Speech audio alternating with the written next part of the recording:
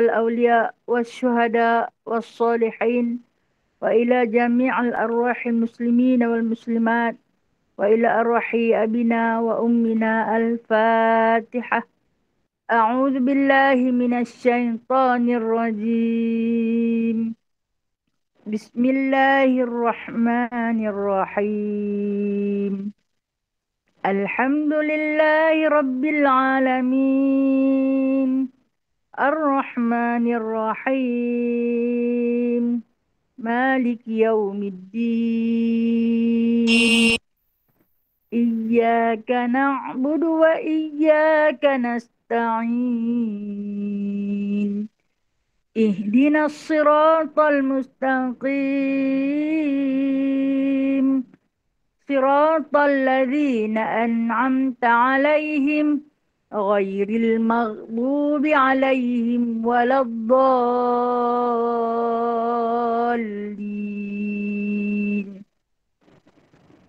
Amin. Pagi kita bawa selawat Anwar selawat Anwar. A'udzubillahi minasyaitonirrajim. Allahumma salli wa sallim ala nuril anwar wa sirril asrar wa tiryaqil aghyar ومفتاح باب اليسار سيدنا ومولانا محمد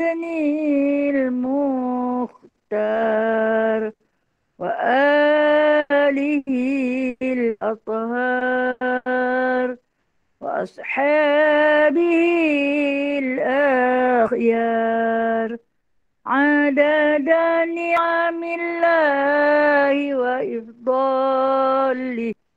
اللهم صل وسلم على نور الأنوار وسر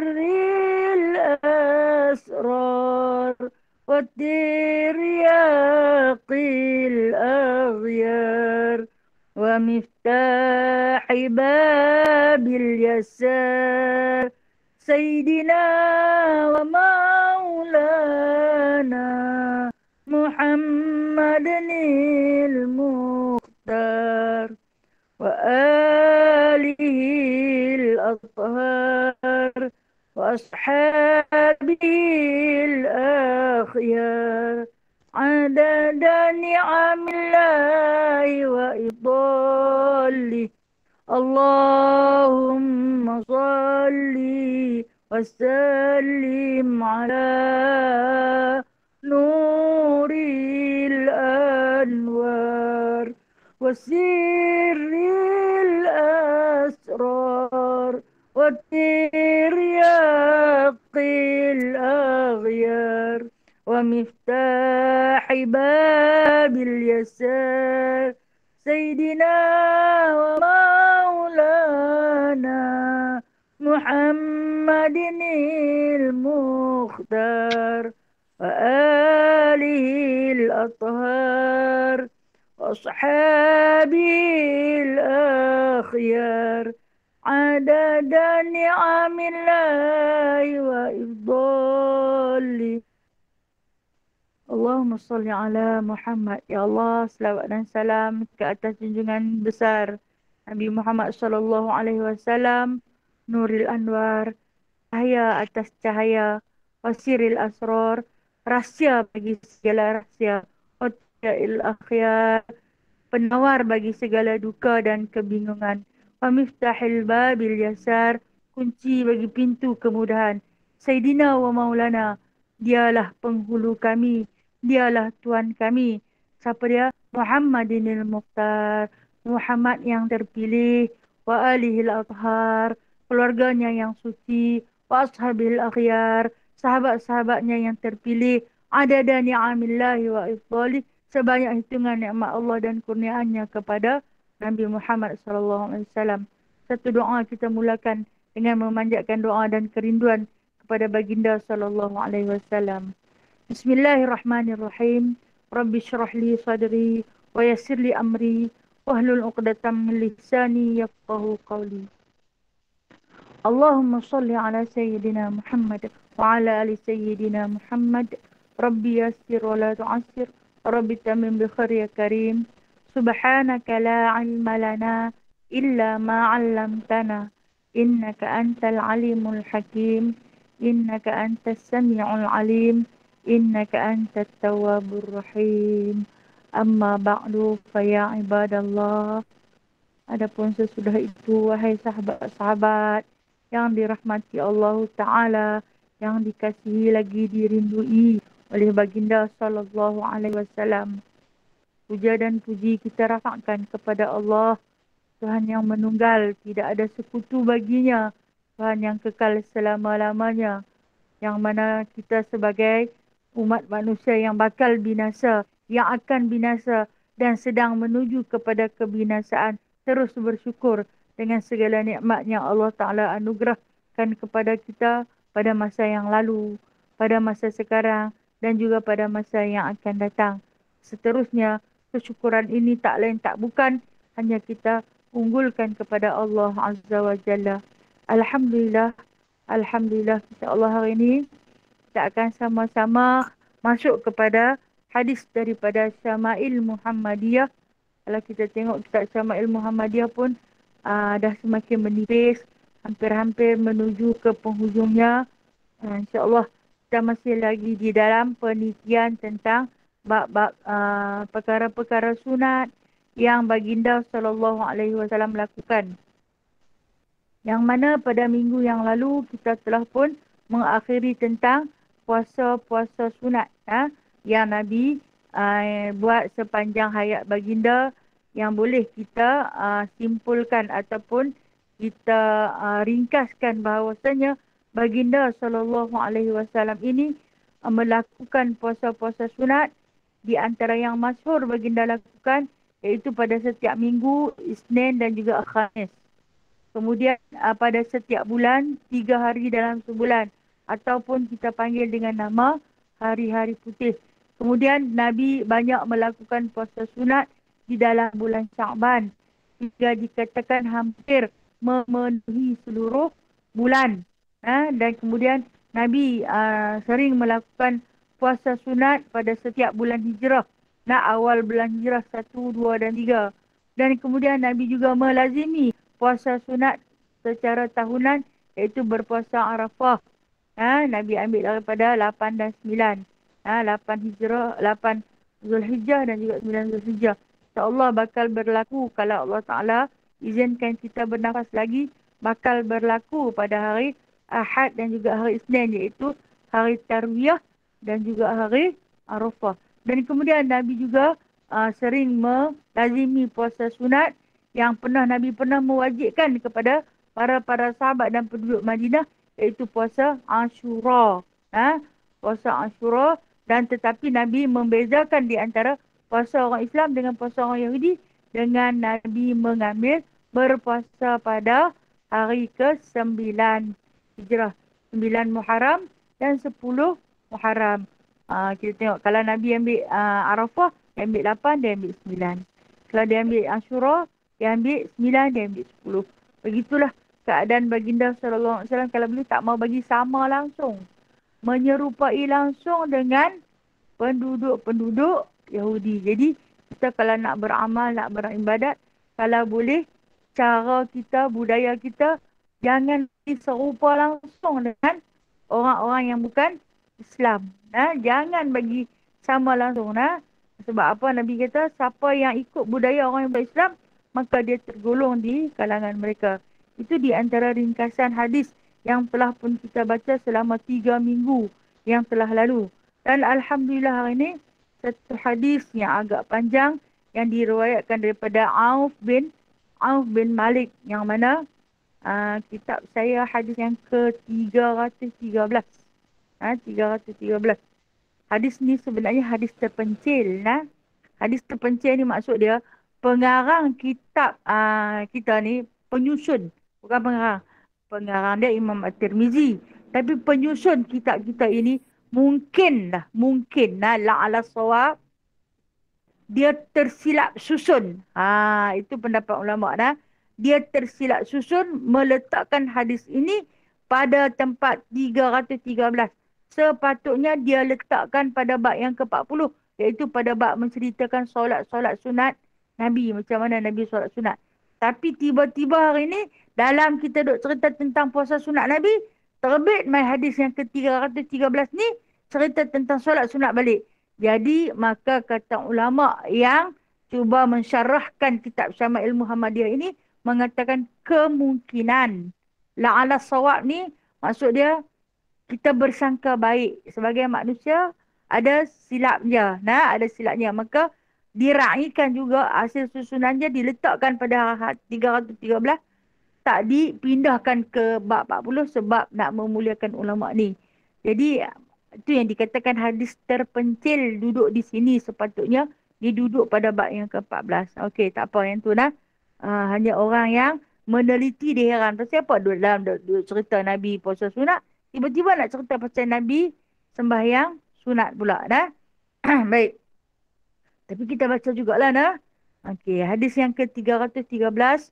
Haddatsana Muhammad bin Ismail qala haddatsana Abdullah bin Salih qala حدثني معاوية بن صالح عن عمرو بن قيس أنه سمع عاصم بن حميد قال سمعت عوف بن مالك يقول كنت مع رسول الله صلى الله عليه وسلم ليلة فاستاك ثم توضأ ثم قام يصلي فقمت معه فبدأ فاستفتح راكعا بقدر قيامه ويقول في ركوعه سبحان ذي الجبروت والملكوت الكبرياء والعظمة ثم سجد بقدر ركوعه ويقول في سجوده سبحان ذي الجبروت والملكوت الكبرياء والعظمة ثم قرأ آل عمران ثم سورة يفعل مثل ذلك في كل ركعة.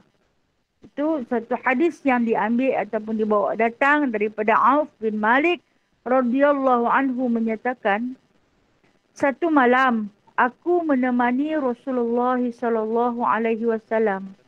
Baginda bersugi dan berwuduk, kemudian berdiri untuk menunaikan solat. Maka aku pun berdiri bersama baginda sallallahu alaihi wasallam. Baginda mulai menunaikan solat dengan membaca surah Al-Baqarah. Baginda tidak melewati membaca ayat tentang rahmat kecuali baginda berhenti untuk berdoa.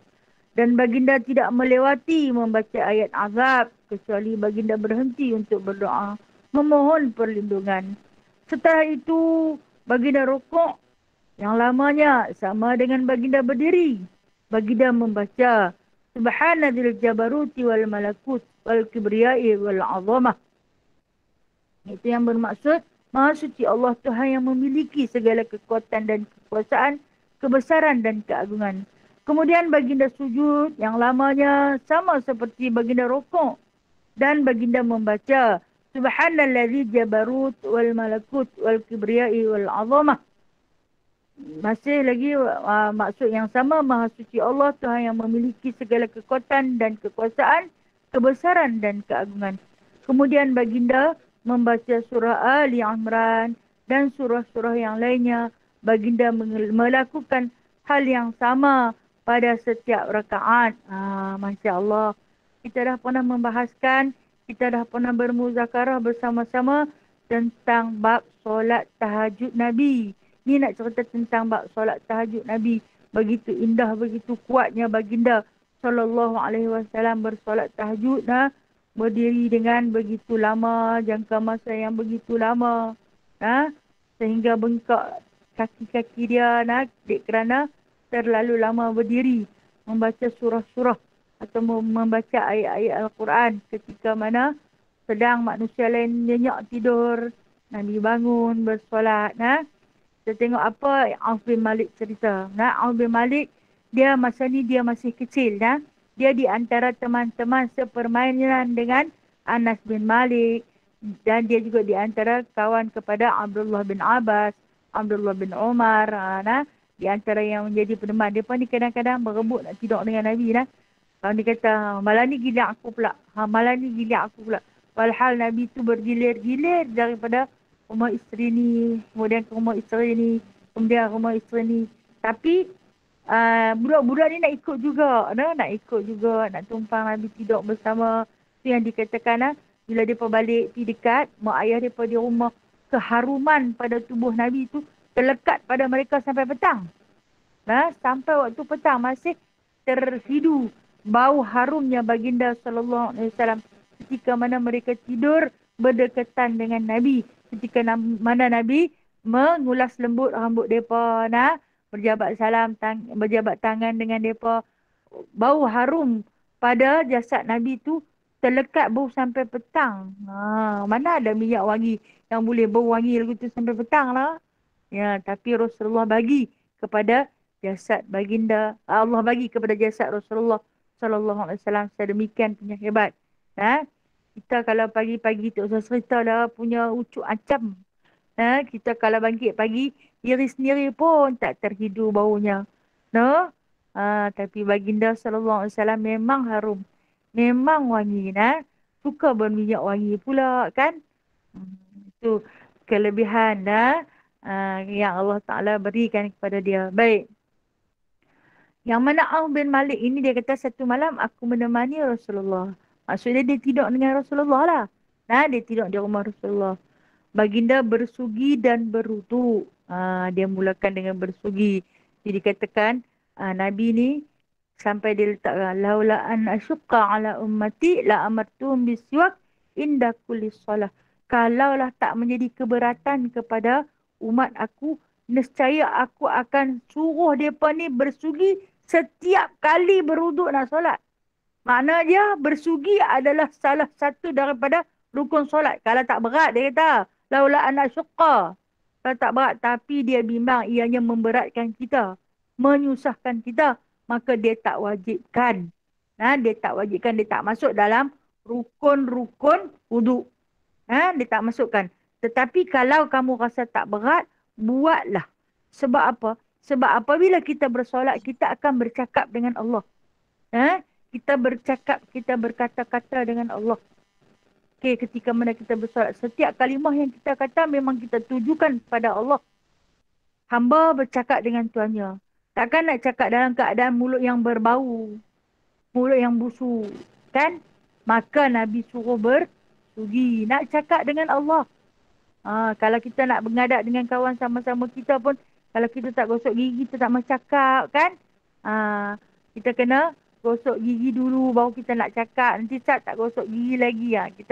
Kita akan jaga. Apatah lagi kita nak cakap dengan Qadhi Rabbul Jalil. Allah Azza wa Jalla. Satu Khaliq pencipta kita. Tuan kita. Rabb kita. Takkan kita nak hadir, nak sembang dengan Allah dalam keadaan kita yang berbau. Yang kusut masai. Sebab tu Nabi kata, kalaulah benda ni tak berat ke hampa, buatlah pada setiap kali nak solat. Okey. Sugi ni macam-macam jenis. Yang paling masyhur di kalangan kita, kita baru gigi itulah. Kita ambil yang kayu plastik tu. Batang plastik itulah kita bumbung buat gigi, kita gosok. Kita gosok. Itu yang paling masyhur di kalangan kita. Itu juga dinamakan dengan nama bersugi.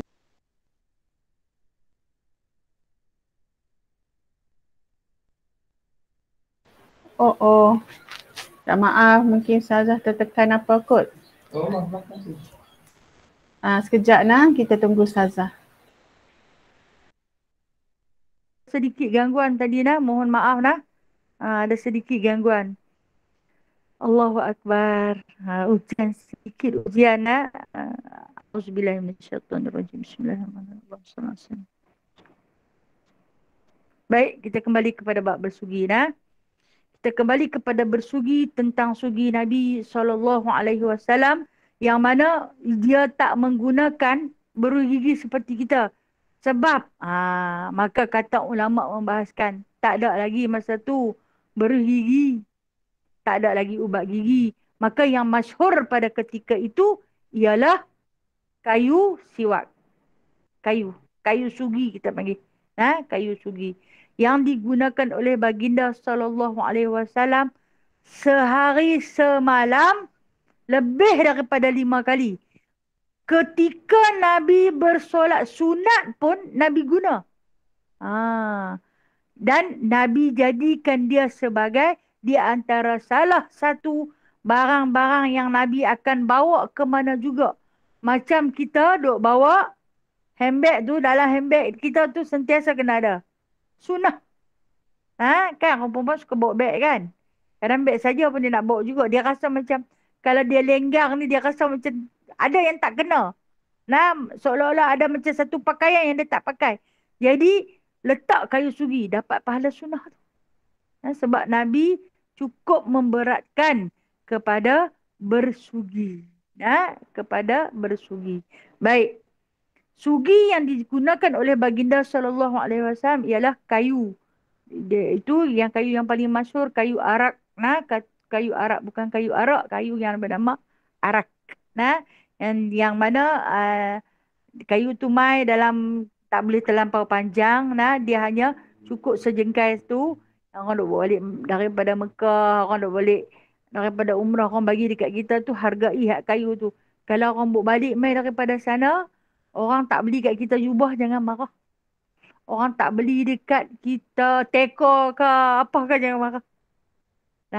Tapi kalau orang bagi dekat kita kayu, bersyukurlah. Alah, hampir joh-joh. Aku salam ngahang dalam sampul bubur 50 kot. Takkan kayu ni yang buat balik. Allahu Akbar. Besar rahmat kayu tu, no? Apa dia?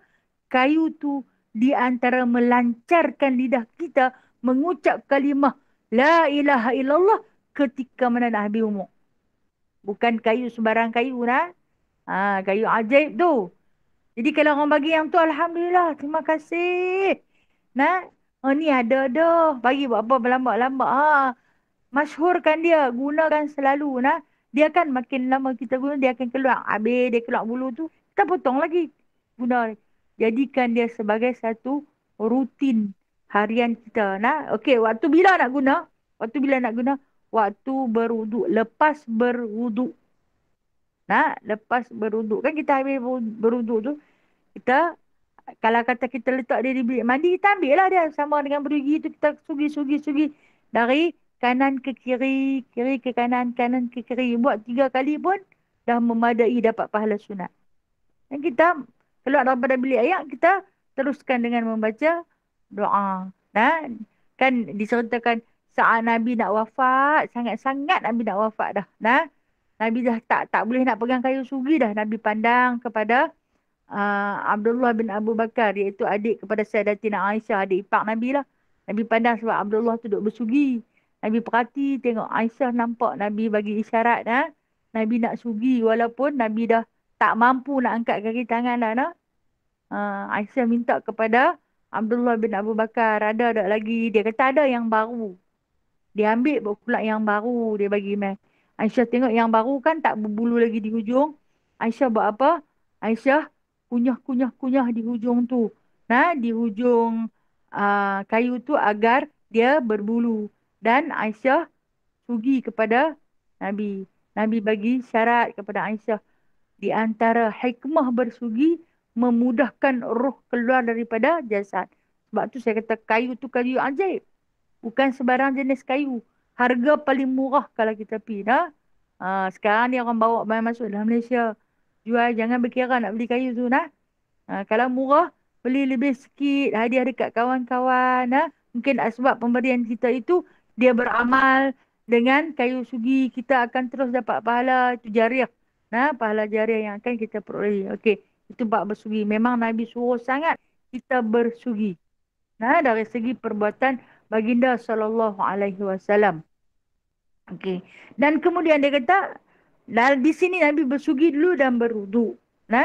Kemudian berdiri dan menunaikan solat. Dia bangkit, dia menunaikan solat. Ketika ni Nabi tengah kuat. Dia masih lagi boleh berdiri. Maka aku pun berdiri sama, dia pun qiyam sama. Siapa aku ni? Auf bin Malik. Dia pun berdiri sama-sama dengan Nabi di sisi baginda sallallahu alaihi wasallam.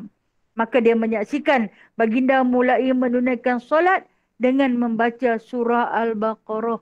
Ah, Nabi baca surah Al-Baqarah. Okey, subhanallah. Nah, kita tahu surah Al-Baqarah di antara surah yang terpanjang di dalam Al-Quran.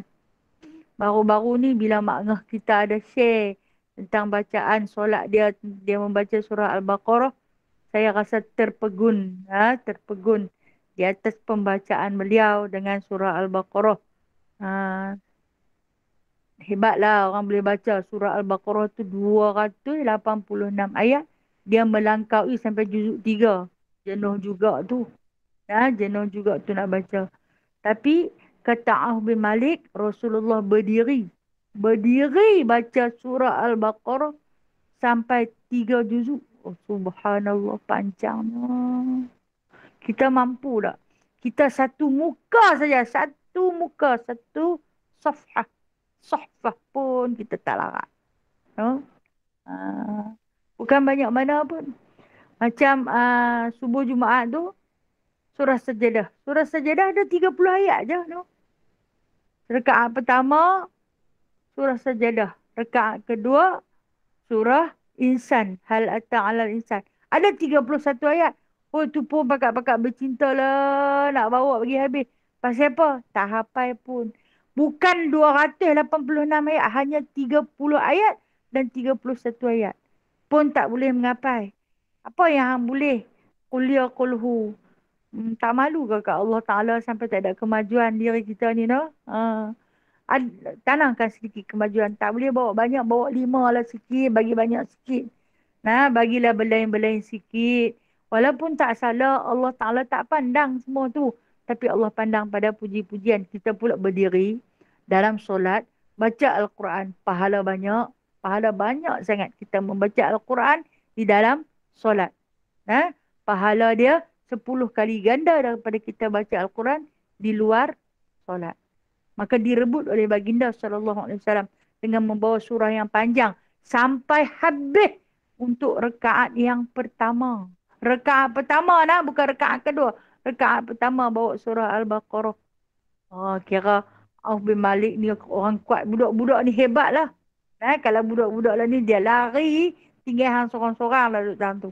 Hang baca lah sorang-sorang.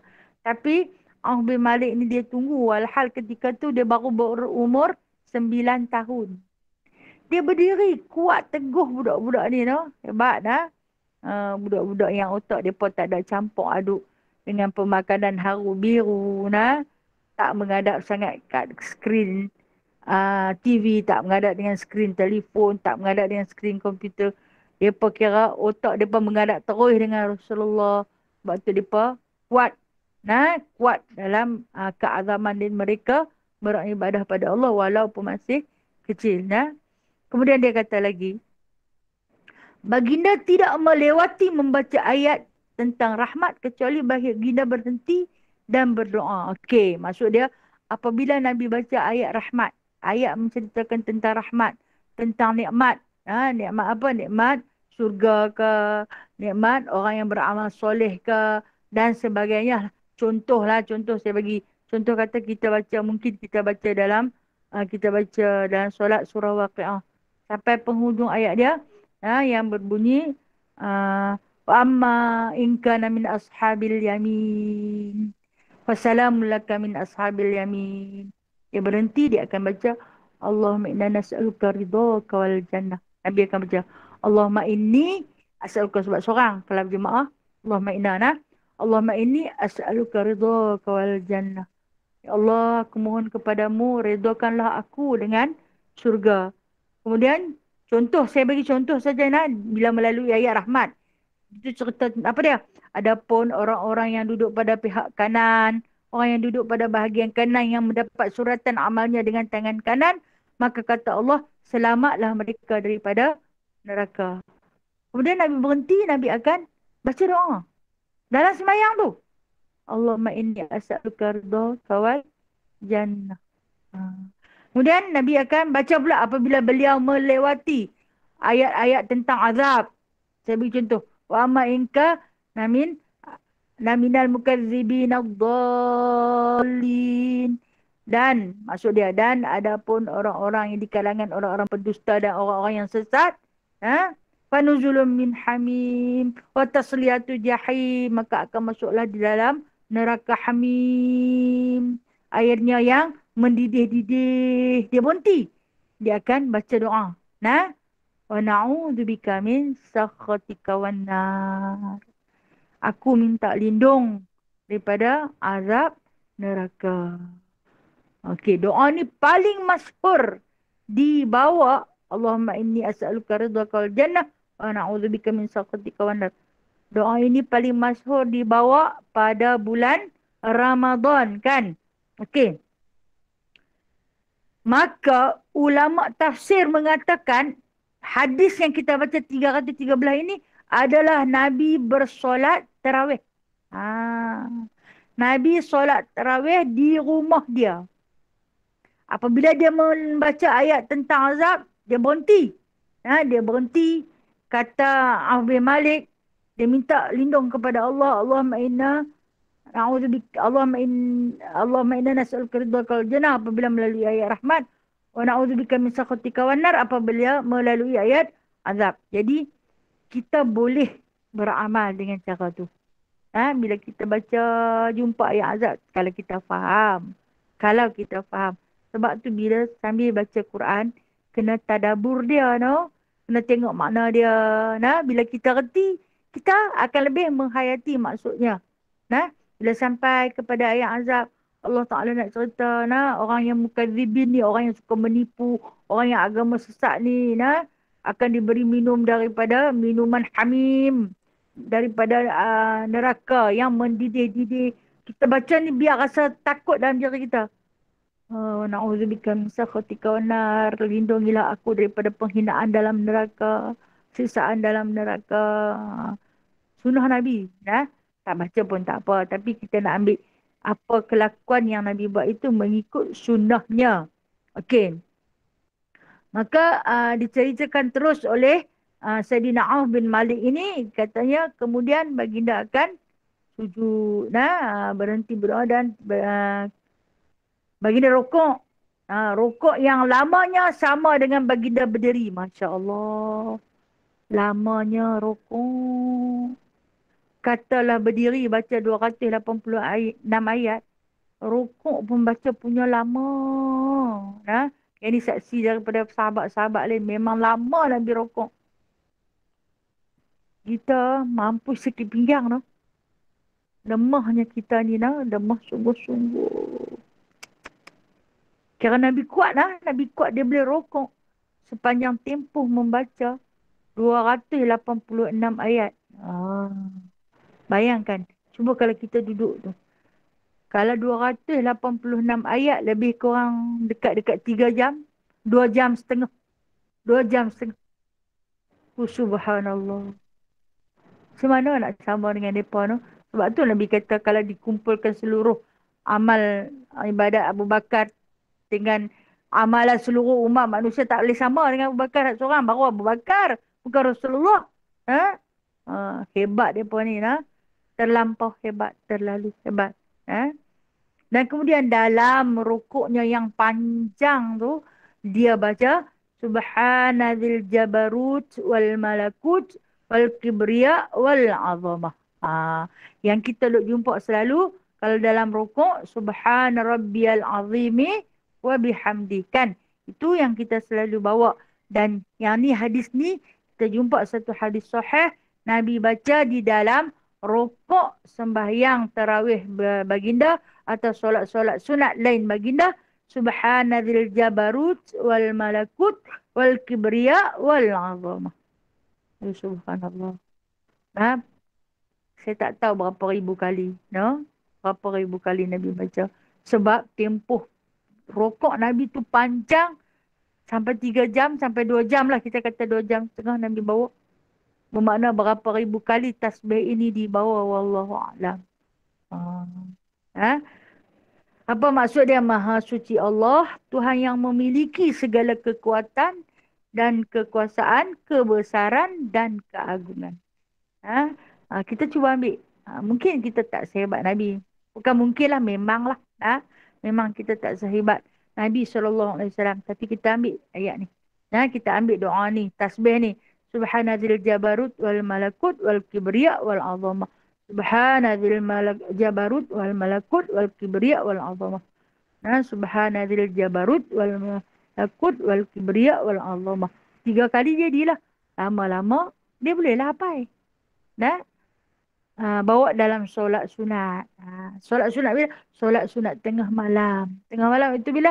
Waktu tahajud. Tapi hafal dulu. Sekali tak hafal jenuh melengum dah rokok. Dia tak main dah. Hafal dulu. Hafal bagi lancak-lancak. Subhanazil jabarut wal malakut wal kibriya wal azamah. Subhanazil jabarut wal malakut wal kibriya wal azamah. Senang kan? InsyaAllah senang. InsyaAllah senang. Baca doa penerang hati banyak-banyak. Sambil baca Quran tu buka ayat letak tepi. Sambil kita baca Quran buka ayat letak tepi. Mudah-mudahan segala ayat Quran itu masuk dalam ayat tu. Bagilah cerah otak kepala kami ni sikit. Bagi cekik sikit. Bacalah doa penerang hati. Kita jangan ingat dah tua-tua bodoh pi lah. Jangan. Kita nak belajar sampai mati kan? Minta pada Allah. Allah mazidni alman nafi'ah. Tambahlah dekat aku ilmu yang bermanfaat. Tambah. Hari ni tambah sikit. Hari ni tambah sikit. Hari ni tambah sikit. Sebab apa? Sebab kita nak belajar sampai mati. Hari orang tu tak apa nak kisah kan?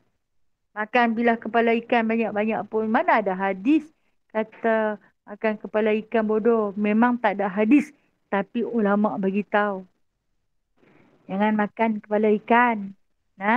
Suka lupa. Ikan tu pasal apa dia suka lupa? Nelayan punya tangkap hari-hari.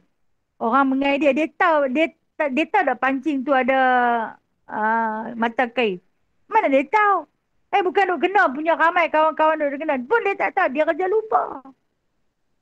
Kita ambil makan. Tang tu yang sedap dah. Nama pun kari kepala ikan. Serup makan. Habis tu nak cerdik lagu mana? Allah. Semut. Di antara benak-benak hati. Kemudian membaca tulisan di batu nisan. Kalau masuk tanah perkuburan ni teruja. Oh ni kubur siapa? Ni kubur siapa? Ni lahir bila? Wafat bila? Semua nak tanya berapa hari bulan. Sebenarnya tu dia dalam memproses bagi benak hati, bagi kelabu mata. Tu semua tu. Yang tu yang seronok buat tu. Bila ni kita kena jaga, kita duk belajar lah. Belajar apa dah tu. Nak belajar sampai mati. Aku belajar sampai mati. Sampai mati punya nak belajar. Tu cubalah hafaz. Subhanadzil jabarut wal malakut wal kibriya wal azamah. 4 je. Subhanadzil jabarut wal malakut wal kibriya wal azamah. 4 je. Senang kan? Senang insyaAllah. Orang muslimah ni semua orang bijak-bijak pandai. Saya tahu yang di luar sana orang pandai-pandai. Orang yang terpelajar, orang yang tinggi ilmunya. InsyaAllah sama-sama kita ubah satu tangga, naik satu tangga sikit. Kalau selama-lama ni, kami ni selama-lama ni duk bawa Subhana Rabbiyal Azimi wa bihamdi. Teruskan. Bawa, teruskan. Hari ni jumpa hadis cerita tentang Subhanadzil jabarut wal malakut wal kibriya wal azamah. Bawa yang ni pula. Dalam mana saya kata? Letak dalam solat sunat. Yang terafdal letak dalam solat sunat tahajud. Tengah-tengah malam tu. Bawa. Apa dulu bagi lancak-lancak baru bawa. Saat lagi kalau tak lancak, memanglah. Dalam duk rokok, pasal apa lama nak rokok? Lupa nak baca, tak main, dia tak keluar main. Dia main kat Jabarut, dia malakut hilang, kibriya hilang. Yang dia ingat, aku dia ingat Jabarut tu saja. Okey. Itu nak ceritakan tentang Nabi rokok dengan rokok yang begitu lama. Pada tasbih inilah yang Nabi ulang. Itu saya kata, kita tak tahu kalau kita ukurkan tempoh lama 286 ayat surah Al-Baqarah itu mungkin mengambil masa 2 jam. 2 jam setengah. Kita kalau kata sedia-sedia kita pun nak bawa surah tu saja-saja pun agak berat nak bagi habis satu surah tu. Nah, kalau tak diberhenti-berhentikan. Tapi Nabi boleh bawa satu rakaat pertama sampai habis. Rokoknya sama tempoh lamanya macam Nabi berdiri baca surah Al-Baqarah. Saya tak tahu berapa ribu. Mungkin 1,000 lebih atau 3,000, tak mustahil. Nah. Kemudian, bila dia bangkit daripada rokoknya itu, apa dia buat? Kemudian dia sujud. Baginda sujud. Yang lamanya sama seperti baginda rokok dan baginda membaca. Pada bacaan tasbih yang pertama, Subhanadzil Jabarut wal Malakut wal Kibriya wal Azamah. Saya kata dia ada 4 je. Subhanadzil Jabarut wal Malakut wal Kibriya wal Azamah. Senang. Senang. InsyaAllah senang. Jadi, berapa banyak? Sama banyak dengan Nabi bawa waktu ketika mana rokok tu tadi. Macamlah kita bawa dalam rokok Subhana Rabbiyal Azim wa bihamdi 3 kali. Kemudian dalam sujud kita Subhana Rabbiyal A'la wa bihamdi kita bawa 3 kali. Kan? Nabi mungkin 3,000 kali. No, Nabi mungkin 3,000 kali. Sebab dalam keadaan berdiri baginda yang begitu lama. Dan kemudian dia kata, kemudian baginda bangkitlah bila dah habis tu dia bangkit berdiri. Baginda membaca surah Ali Imran. Allahu Akbar. Sambung dengan surah Ali Imran pula panjang. Di antara surah-surah yang terpanjang juga surah Ali Imran. Dia baca dan juga surah-surah yang lain. Masuk An-Nisa, masuk Al-Ma'idah. Itu yang kata untuk 2 rakaat solat. Dia kadang-kadang sampai 6 juzuk. 2 rakaat Nabi bersolat 6 juzuk. Jadi tak hairanlah Nabi berdiri sembahyang bermula daripada kalau kita nak kira jam lah. Bermula daripada 12 tengah malam Nabi dah berdiri. Berdiri bersolat tengah malam daripada pukul 12 tengah malam. Sampai bila? Sampai setengah jam sebelum terbit fajar. Contoh saya bagi. Contohnya kita masuk subuh. Contohnya pukul 6. Pukul 5.30 Nabi selesai sembahyang tahajud dia. Kemudian Nabi tidur sebentar di atas lambung kanan. Ini dah lah bangkit sembahyang tahajud pukul 5. Pukul 5.30 pun menyengguk. Padahal hang baru bangkit tidur tu hang mengantuk.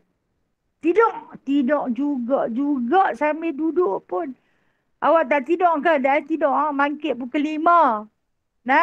Buat gitu tonton sembahyang 2 rakaat. Tahajud 2 rakaat taubat. Terus tidur sambil duduk. Berzikir pun tak boleh. Setan punya berat lah dalam diri kita ni. Setan yang punya berat. Dia seronok lah padan muka hang. Tadi pun aku duduk hang bagi tidur. Ni pun aku duduk hang bagi tidur juga. Kan? Suka tidur kan?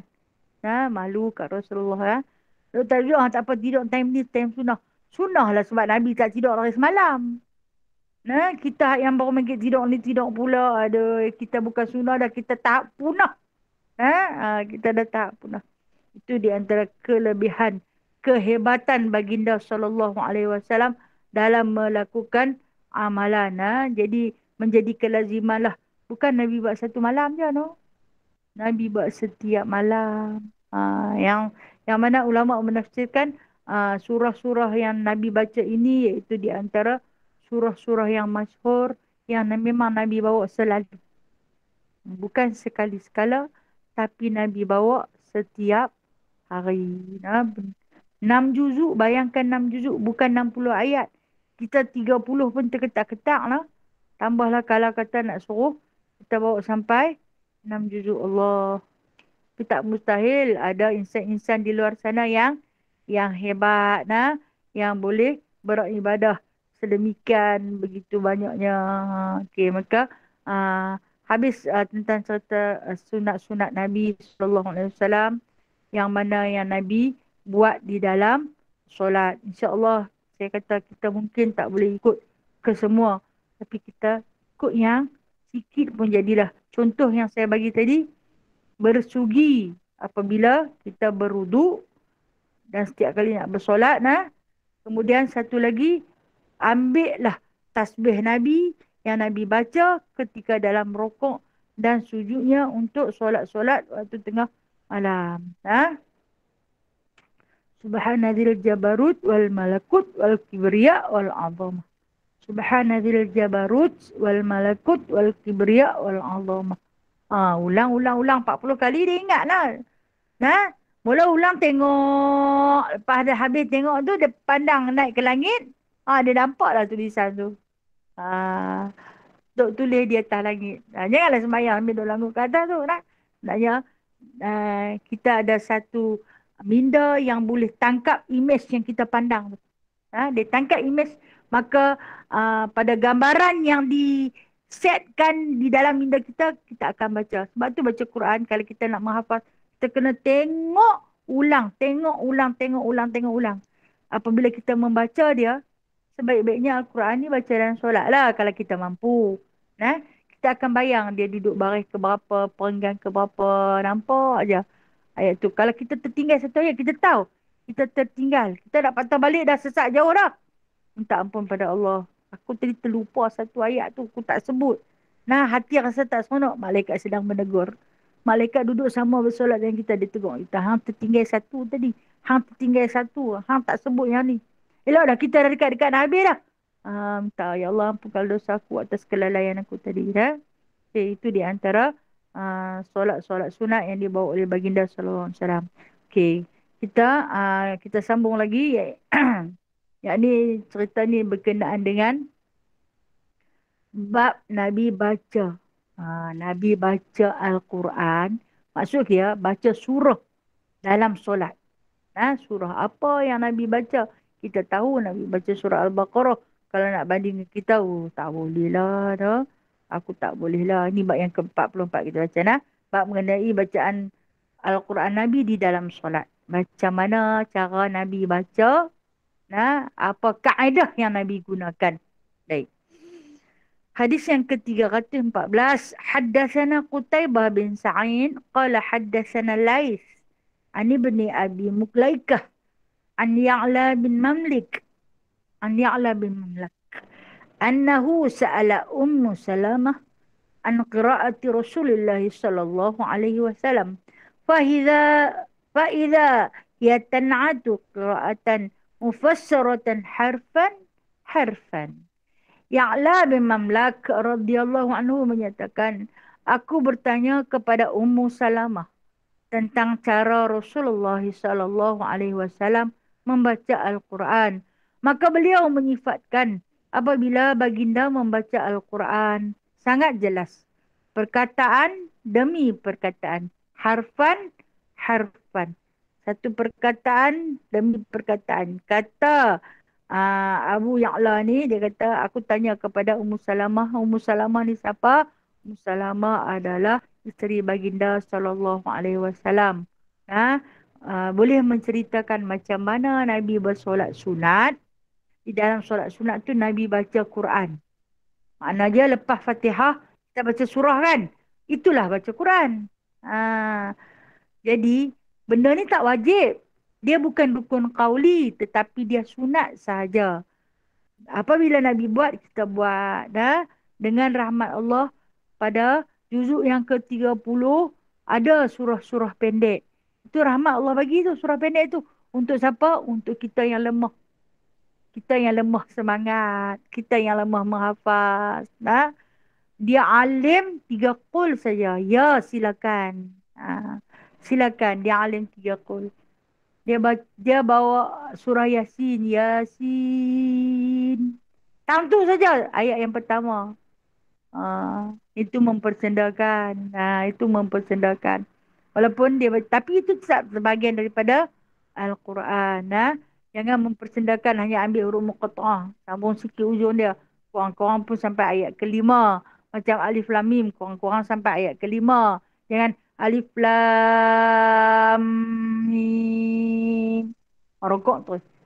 Itu mempersendakan. Korang-korang dia ambil 5 ayat. Mungkin kita tak hafiz sampai ke semua-mua.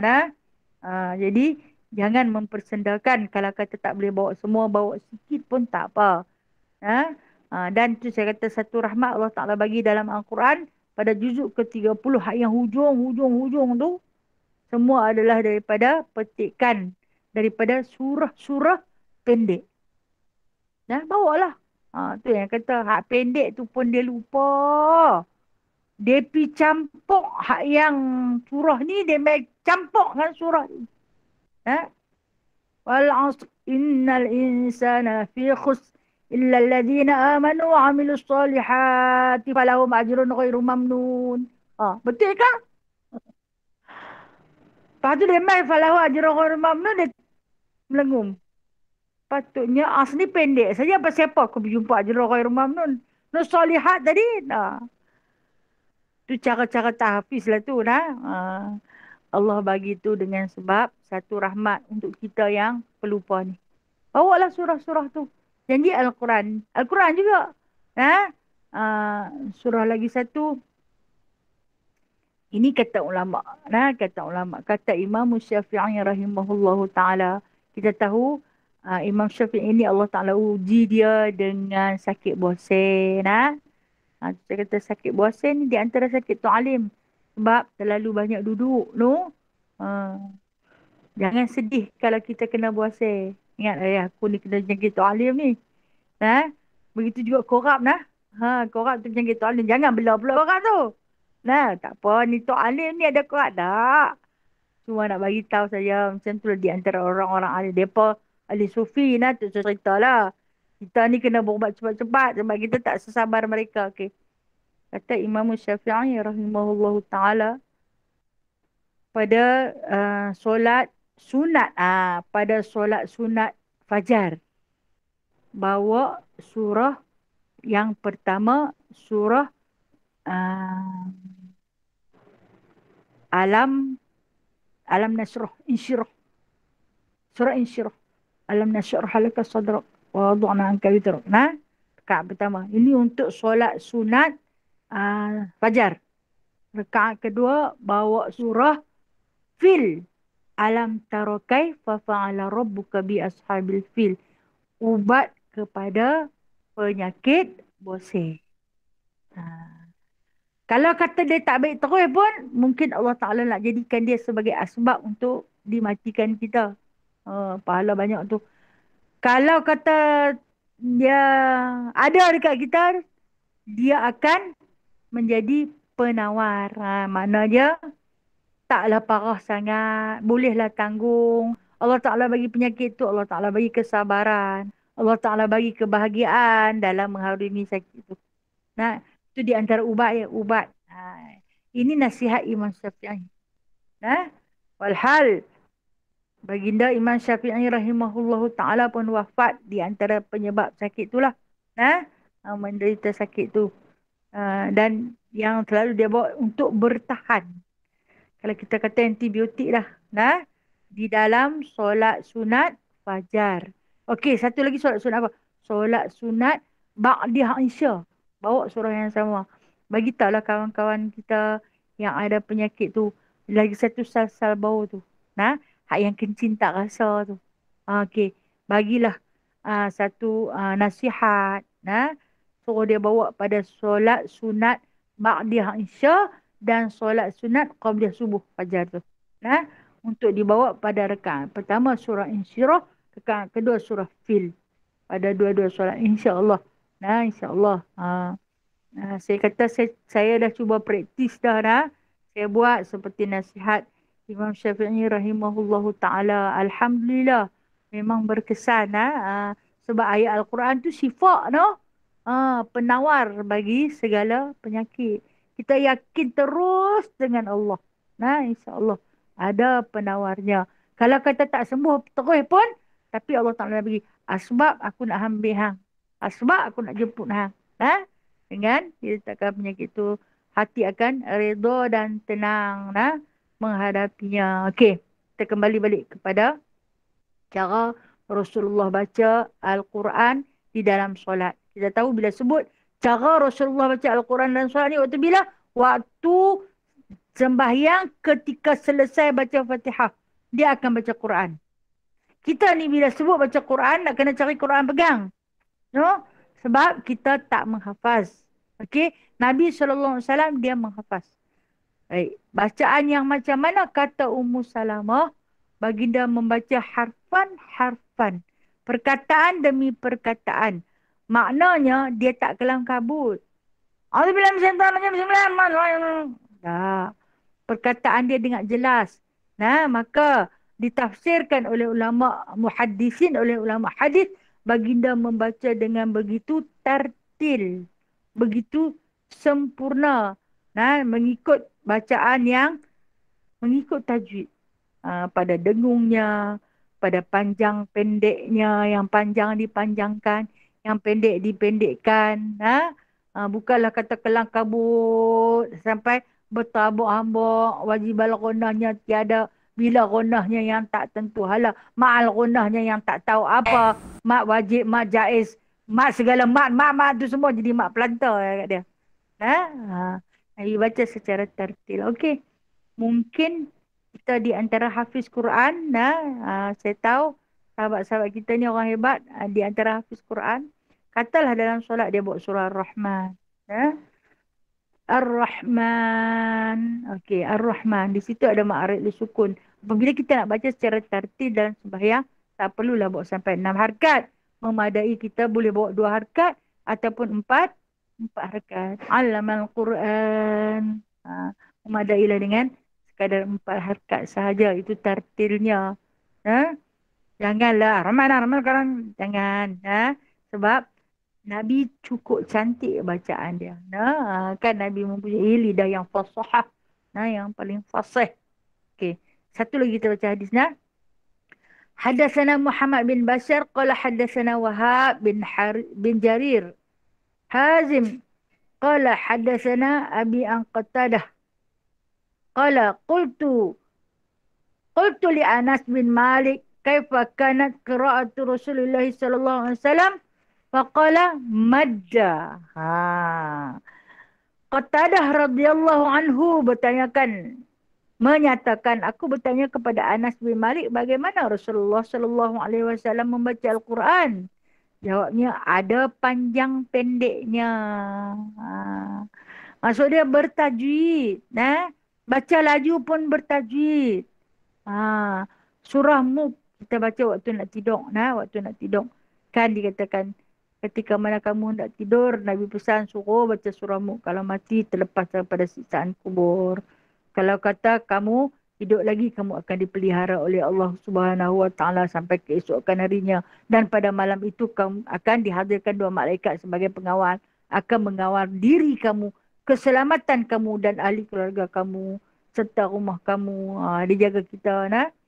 Jadi dia suruh bawa surah Mulk. Okey. Kita ni nak bagi mudah.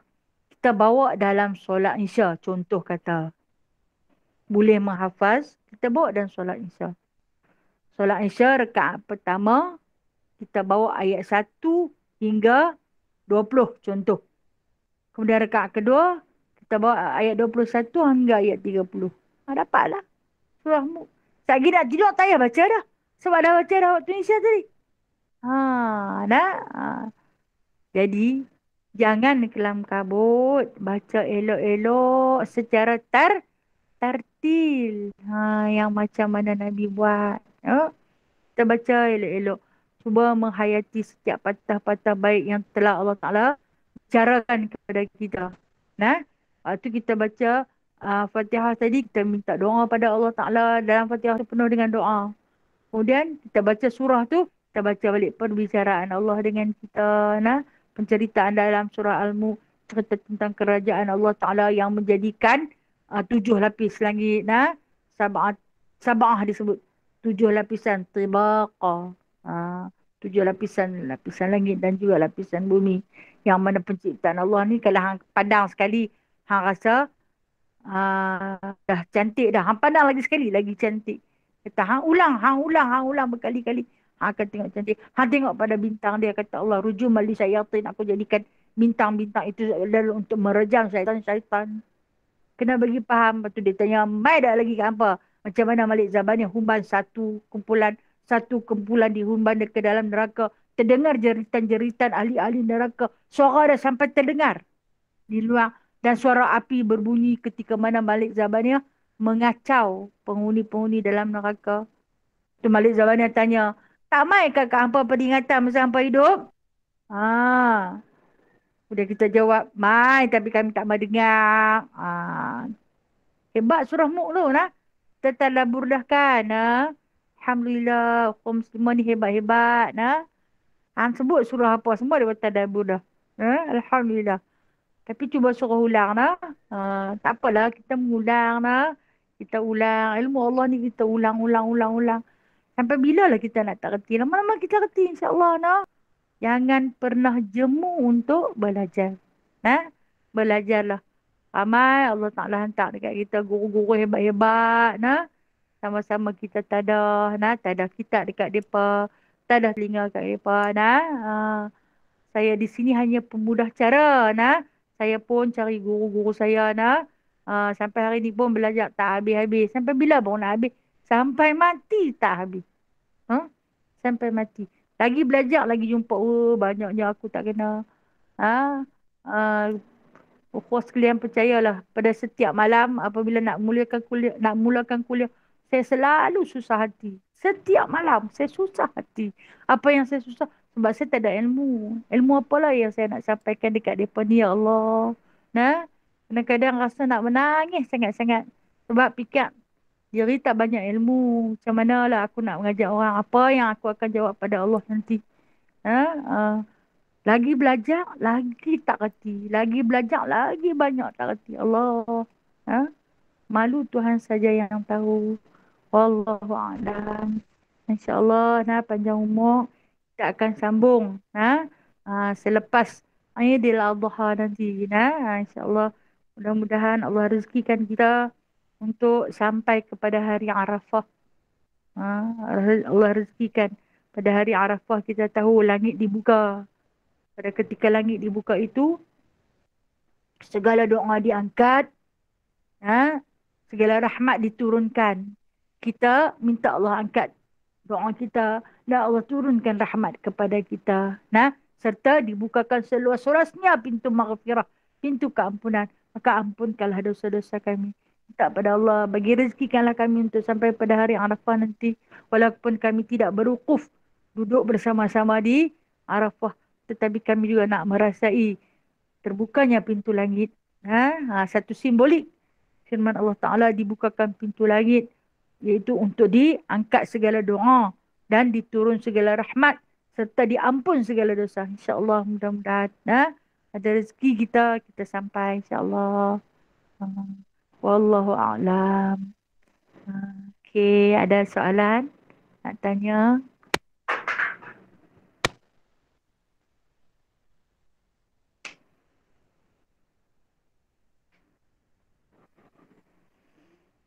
Okey, untuk pengetahuan ukhuwah sekalian, pada hari Tarwiyah 8 Zulhijjah ni, saya ada berhajat buat bubuk kanji untuk diagihkan pada sahabat-sahabat. Jadi boleh ambil di rumah saya ataupun kirim dekat kawan-kawan pun boleh, siapa yang tak boleh mai.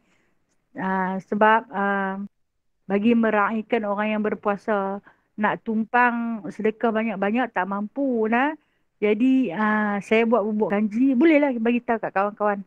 Tolong ambil sat, ataupun mungkin untuk sahabat-sahabat yang jauh tu cuma bagi tahu tak mana location ke, anak-anak saya ada, mereka boleh tolong hantarkan.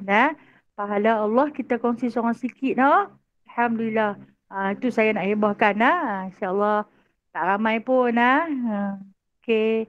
Soalan? Adakah soalan? Tanya. Assalamualaikum Ustazah.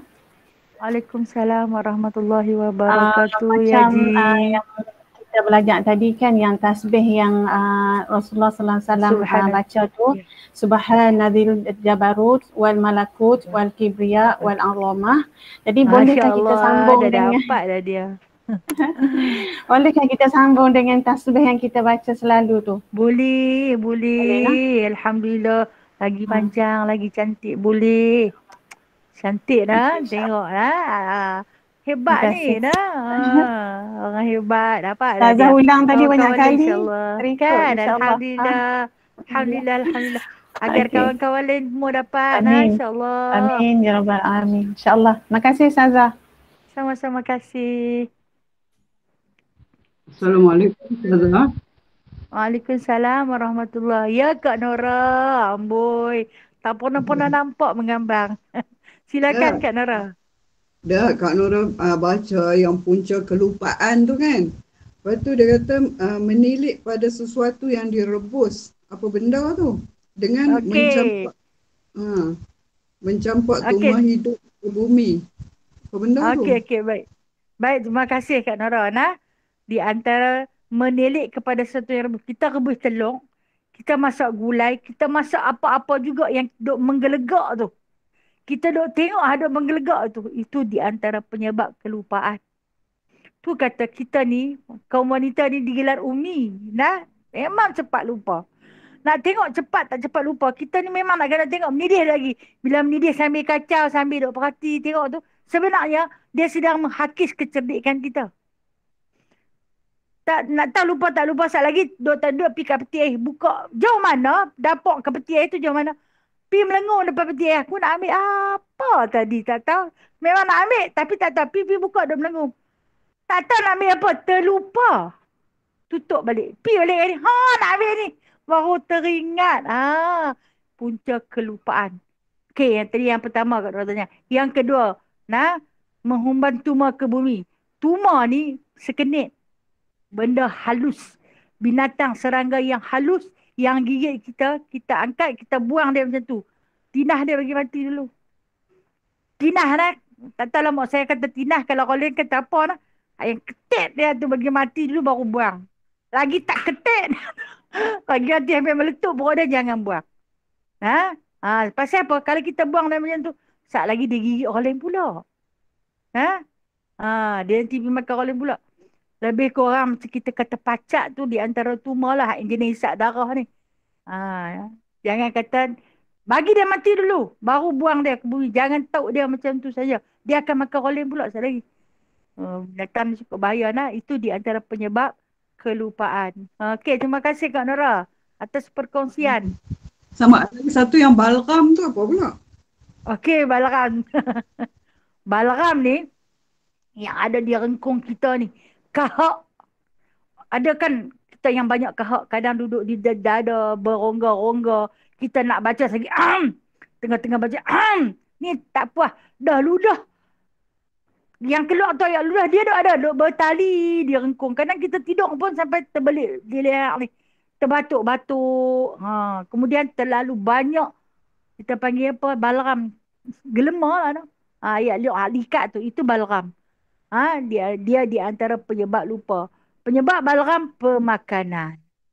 Pemakanan yang menyebabkan balgam. Apa dia jenis balgam ni? Sebarang jenis makanan yang lembap. Di antaranya sayur-sayur yang tumbuh dalam paya. Yang tumbuh dalam paya tu kangkung, selom, cenehom, ambil suka sangat makan kan. Bunga kantan. Yang hidup yang nak tempat-tempat sejuk tu, dia adalah penyebab balgam. Okey, menghilangkan balgam, kurma. Duduk tempat kering. Kismis. Itu duduk tempat kering. Kalau roti, roti kepala lutut. Nak panggil apa? Roti kepala lutut lah. Bulat-bulat tu kan. Dia penghilang bagi segala balgam. InsyaAllah. Ada banyak lagi nanti kita share. Jadi balgam ni iaitu kahak. Kahak ataupun lendiran cairan kita yang berlendir yang mengganggu ketika mana kita membaca, kita bercakap, kita bersolat dan sebagainya. Okey Kak Nora? Okey, makasih. Makasih banyak. Sama-sama kasih. Maaf Ustazah, Haji menyampuk dah. Hari tu tak apa, silakan. Salah je pernah dengar dulu Ustazah kata kayu sugi pun antara salah satu untuk rawat balgam kan? Ya betul Ji. Terima kasih memperingatkan saya di antara penyebab menghilangkan balgam iaitu kayu sugi. Bersugi menghilangkan balgam. Betul? Alhamdulillah. Terima kasih Ji atas perkongsian.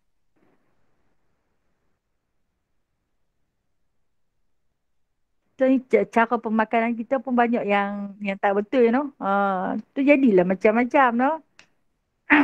Assalamualaikum Ustazah. Waalaikumsalam warahmatullahi wabarakatuh. Silakan. Kak Kam ya.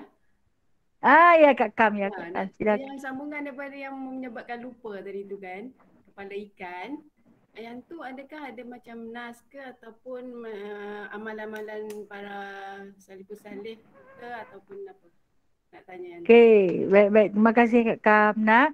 Dia memang bukan hadis. Dia tak ada nas. Dia tidak ada hadis. Dia adalah amalan salafus salih. Ianya adalah nasihat daripada ulama. Nasihat daripada para alim ulama. Mereka menjaga pemakanan pada makan-makan daripada makanan yang melupakan. Di antaranya benda yang duduk di dalam-dalam. Dalam lembu ke, dalam ayam ke, itu benda dalaman. Menyebabkan lupa. Termasuklah kepala ikan. Ikan disifatkan ikan jenis makhluk yang suka lupa ialah ikan. Jadi bila kita makan ikan tu yang paling sedap, sedut dalam biji mata kepala otak dia tu.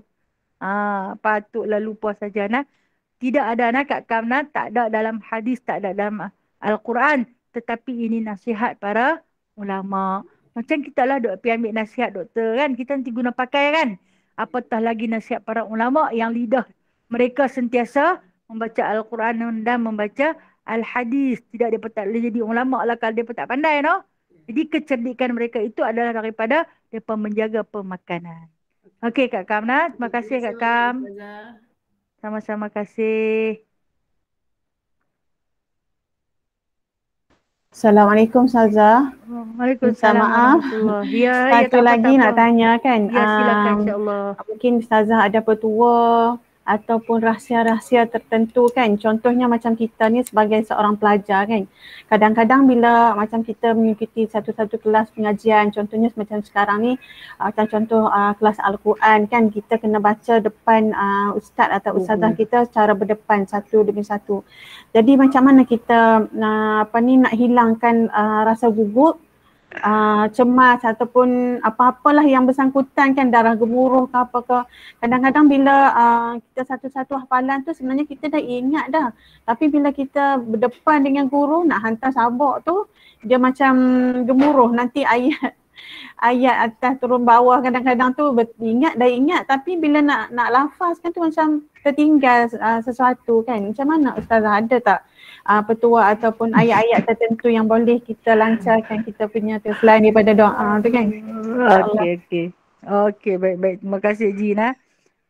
Kalau nervous sebab gementar ketika menghadap dengan guru ni memang tak dinafikanlah saya di antaranya. Memang dia nanti ketak dia punya takut ni, tak usah cerita lah. Macam nak luruh jantung-jantung. Kadang sampai boleh nampak ni gegaran dia kot tudung tu, punya takut. Sejuk kaki tangan nak menghadap dengan dia. Tapi adalah di antara doa-doa yang diajar oleh guru dahulu ketika waktu kami dalam, kan bila setiap kali nak belajar dia nanti bagi di antara doa lah. Yang mana disebut satu doa yang masyhur di kalangan pelajar. La takhaf wa la tahzan innallaha ma'ana. Jangan kamu takut, jangan kamu gentar, Allah bersama-sama kita. Ulang, la takhaf wa la tahzan innallaha ma'ana. Jangan kamu takut, jangan kamu gentar, Allah bersama-sama dengan kita. Okay, saya ulang sekali lagi. La takhaf wa la tahzan innallaha ma'ana. Jangan kamu takut, jangan kamu gentar, Allah bersama-sama dengan kita. Ulanglah. Kemudian diikuti dengan selawat. Selawat banyak-banyak. Tapi bila dah takut ni, baca pun jadi kelang kementok. Tak baca selawat pada Allahumma salli ala sayyidina Muhammad. Bergulung-gulung lidah. Tarik nafas. Lepas pelan-pelan. Tarik nafas. Lepas pelan-pelan. InsyaAllah. Baca doa tu. Baca doa tu. Mudah-mudahan sekadar petua yang diberi oleh guru saya kongsi bersama. Namun perasaan dalaman bukan nak kata memang kuat memang kuat, gemuruh, takut, baru nak menghadap dengan guru tu. Apatah lagi nak menghadap dengan Allah nanti. Satu gambaran Allah Ta'ala bagi. Kita ada persediaan jawapan dah. Tapi dengan keadaan takut ni nak jawab. Macam mana nak jawab dengan muka nakir tu? Alhamdulillah. Terima kasih Ji. Okay, terima kasih Ustazah. Ji ulang Ustazah la takhaf wa la tahzan innallaha ma'ana. Ya, Alhamdulillah. Terima kasih Ustazah. Sama-sama kasih. Alhamdulillah. Nah, harap sahabat-sahabat lain boleh amalkan insya-Allah. Terima kasih banyak-banyak. Ustazah. Ya. Silakan. Kak Ana nak tanya kan. Kak Ana ni ada rasa cemburu pada orang yang pandai mengaji sebab Kak Ana tak pandai. Boleh tak Ustazah macam tu? Okey, baik. Terima kasih Kak Ana. Itu dipanggil cemburu yang sihat. Itu dipanggil cemburu yang dibenarkan. Bukan yang diharamkan. Cemburu yang dibenarkan iaitu mencemburui orang yang pandai. Kita, macam mana kita nak buat? Kita kena bagi pandai lagu dia. Bukan cara kita nak musnahkan dia. Tapi kita kena berlumba-lumba untuk pandai macam dia atau lebih pandai daripada dia. Cemburu tu cemburu yang sihat. Bagi Kak Ana. Boleh nak? Kita tak cemburu orang senang ke, orang kaya ke, orang hebat ke. Tak.